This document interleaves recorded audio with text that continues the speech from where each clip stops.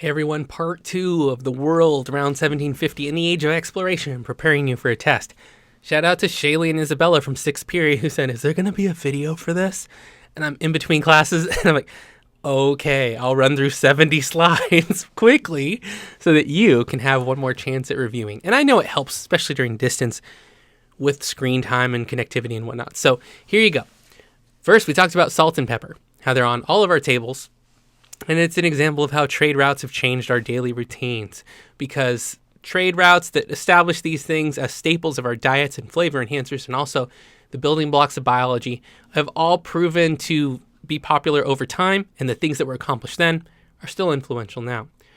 The world that was affects the world that is, and leaders change ideas. So in the world of 1750, with colonization taking over, we had empires that were using gunpowder to take people over and sea power to trade and bring in influence, power, control, and wealth for a revolution of ideas. Which empires are we talking about? Portugal, Spain, England, France, and the Netherlands, following up last month's Ottoman Empire, Mughals, and Safavids that we talked about for quite a while. This led to colonization, trade, slavery, and power shifts that really changed the world. Major sea empires were able to gain wealth, access to new resources, and trade not just goods, but ideas, because the printing press had made books cheaper, literacy started to skyrocket, and that meant that cultural diffusion could spread.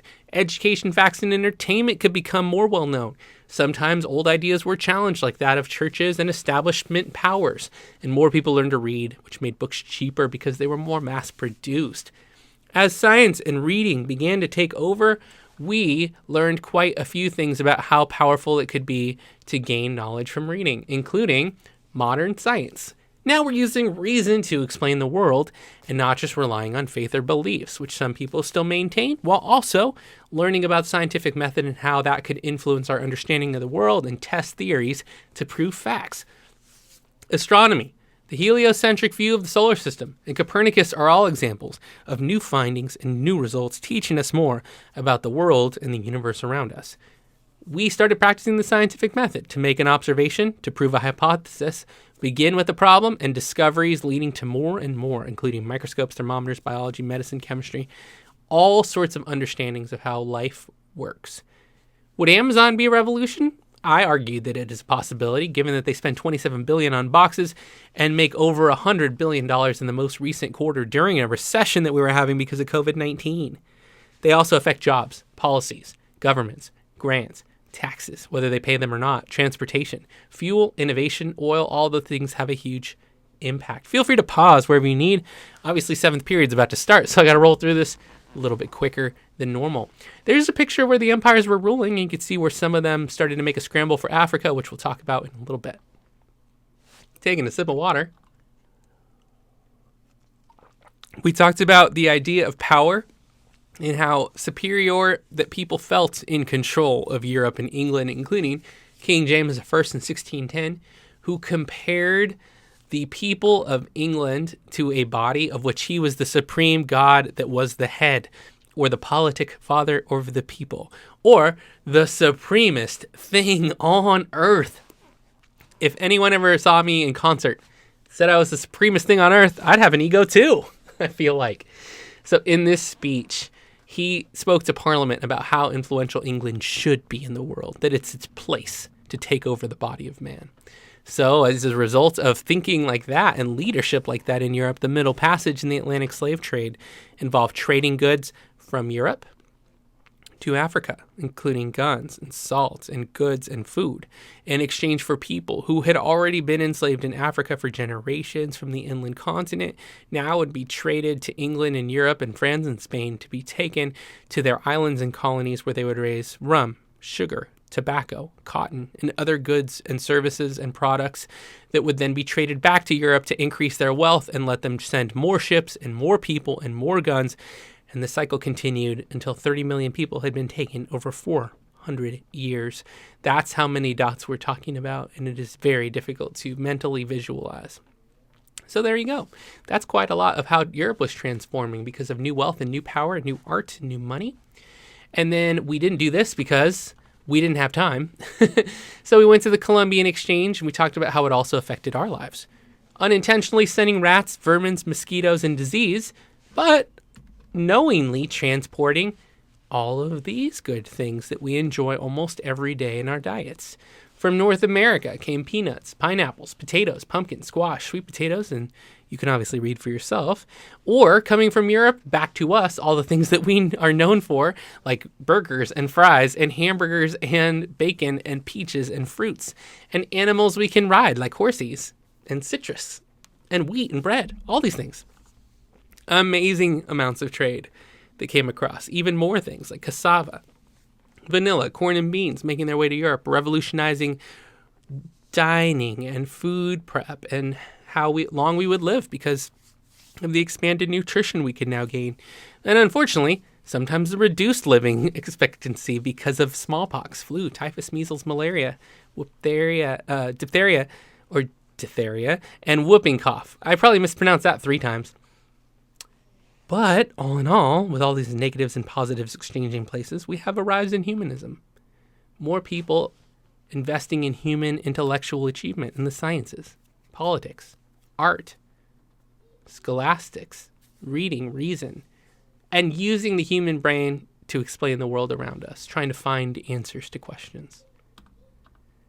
So as a result, more goods came in and out, making more money. Religion transferred all over with everybody who traveled. Missionaries were not far behind. Conflict and politics would also ensue for who would control this wealth and these access to these new areas and trade routes. Agreements were made, some were broken, but humanism began to rise. We start to see the rise of music, instruments, theater, plays, and philosophy. The Renaissance is not far away from this. And the downside of human rights and abuses and slavery, along with gains in technology and innovation. We'll talk about 5 areas that also improved in just a moment. Here's obviously your Ninja Turtles, Leonardo da Vinci, Michelangelo, Raphael, Donatello, all making great achievements in Europe through this time because government had more money to sponsor more art and creativity that would foster more pride, which would lead to more travel and exploration and power and wealth. I told you we were going fast. And look at some of the things that even before 1600, 1700 starting to be invented and traded. Golf, printing, parachute. Take a quick drink of water while you read a little bit more.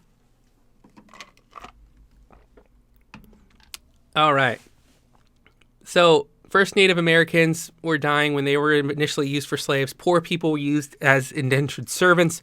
We didn't have enough. We needed to grow food faster, and that ultimately led to a demand for poor people and the scramble for Africa.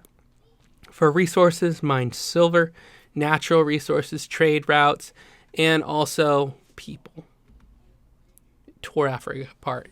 Meanwhile, Martin Luther was thinking, now that he could read a Bible in his hands for the first time, that there's a lot of things in there, 95 things, that he has a problem with. And he sparks the Protestant Reformation to split the church into 2. He says he didn't intend to, but it sure had an impact. So what happens because of all this? Markets expanded. Caravels let you go across any distances in tough waters and even across currents or against the wind. Missionaries converted people, and then Islam also followed into Africa, and in many new regions would spread across the Arabian Peninsula and continued to spread since it already had been doing that. Columbus gains a lot of land power for Spain, mining, slavery, and genocide of Native Americans. Feel free to pause any of those and go back as needed. There are some of your long takeaways. I get some more water.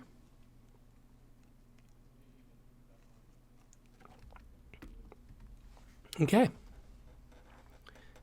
Great. And then one more thing to do today.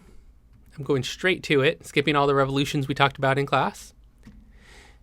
The British had been taxing colonists without representation and ruling and taking away American freedoms because they had debts to pay from their war with France. Americans rebelled, fought back, defeated the greatest army in the world with help from the French. That inspired the French to have their own revolution, and that's where your test question's coming from, right in red in the middle of the page. It inspired the French. The French fought back against their noblemen who were not paying any taxes, their elite who were not taking care of the poor, and tough guillotining treatment of all rebels.